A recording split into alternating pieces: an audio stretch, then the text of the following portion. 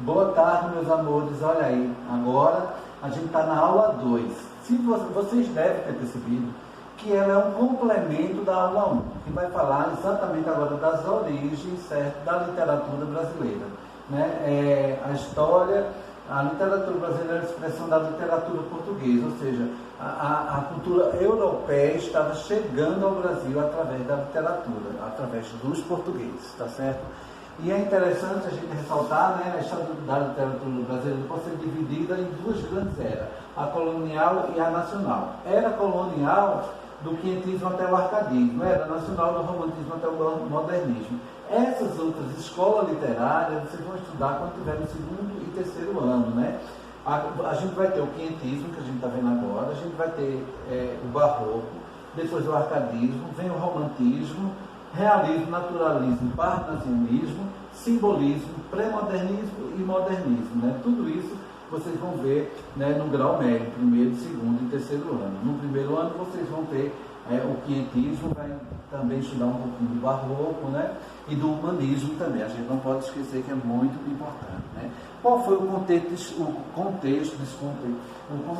histórico, né? A época de 500 é considerada a mais valiosa da literatura portuguesa. Os grandes feitos do ultramar, figuras heróicas, a crítica, a própria sociedade foram elementos importantes da poesia portuguesa. Quinhentista é também a época de Gil Vicente, considerado o pai do teatro português. Então também a gente vai estudar Gil Vicente, que tem ele tem uma peça teatral que chama-se O Alto da Barca do Inferno, que é bem interessante. Quando a gente voltar às aulas, a gente vai trabalhar essa peça, que é muito legal, vocês vão gostar bastante, tá certo? De Gil Vicente, que é da parte humanista, tá certo? Portugal continuava a ser um país extremamente religioso, marcado por inúmeras procissões e manifestações de fé, através da construção de mosteiros e igreja. E por isso que a gente fala da literatura de catequese, né? Então, está contando toda aí, né, a estrutura dos portugueses. O Brasil foi descoberto no ano de 1500, viu surgir nessa época o embrião de sua literatura. Inicialmente, o primeiro documento escrito em terras tupiniquins e mais tarde com uma literatura influenciada pela religiosidade e motivada pela ideia de evangelizar o povo que aqui já estava. Então, é aquilo que a gente já falou na primeira aula, a literatura de formação e a literatura de catequese, né, que vocês devem ter compreendido muito bem, né? O quinhentismo, essa expressão, é a dominação genérica de todas as manifestações literárias ocorridas no Brasil durante o século XVI, né, correspondendo à introdução da cultura europeia em terras brasileiras. Ou seja, os portugueses estavam trazendo a cultura europeia para o Brasil no século XVI, em 1500, tá certo? A literatura do quinhentismo tem como tema central os próprios objetivos da expansão marítima, né? A conquista material na forma de literatura informativa das grandes navegações e a conquista espiritual resultante da política portuguesa da Contra-Reforma e representada pela literatura jesuítica da Companhia de Jesus. Ou seja, é a literatura de informação, que é a primeira, né, informando tudo que tinha aqui no Brasil, e a literatura de catequese, que era a parte da conquista espiritual, tá bom? A literatura informativa, como a gente fala, também chamada de literatura dos viajantes ou dos cronistas, reflexo das grandes navegações e empenha-se em fazer um levantamento da terra nova, de sua flora, fauna, de sua gente. Então, tudo aquilo que a gente falou na primeira aula, né? Então, é estudar o que é a fauna, a flora, a gente que vivia, que no caso seriam os índios aqui no Brasil.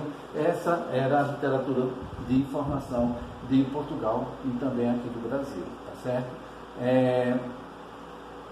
Outra coisa, a literatura jesuíta, que é aquela justamente da espiritualidade. A principal preocupação do jesuíta era o trabalho de catequese, o objetivo que determinou toda a sua produção literária, tanto na poesia quanto no teatro. Mesmo assim, do ponto de vista estético, foi a melhor produção literária do quinhentismo brasileiro. Além da poesia de devoção, os jesuítas cultivaram o teatro de caráter pedagógico, baseado em trechos bíblicos, tá vendo? E as cartas que informavam aos superiores da Europa sobre o andamento dos trabalhos da colônia, na colônia, no caso do Brasil, né? Então vocês vejam que ele fazia um teatro usando textos bíblicos, que era para os índios também aprender a literatura da Bíblia, digamos assim, para vocês entenderem melhor, tá certo?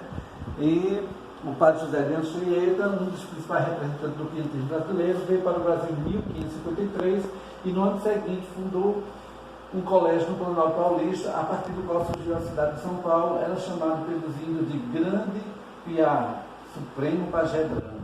Então, né, Padre José de Anchieta também teve um feito muito importante, que foi fundar no Brasil a primeira escola em São Paulo, tá certo?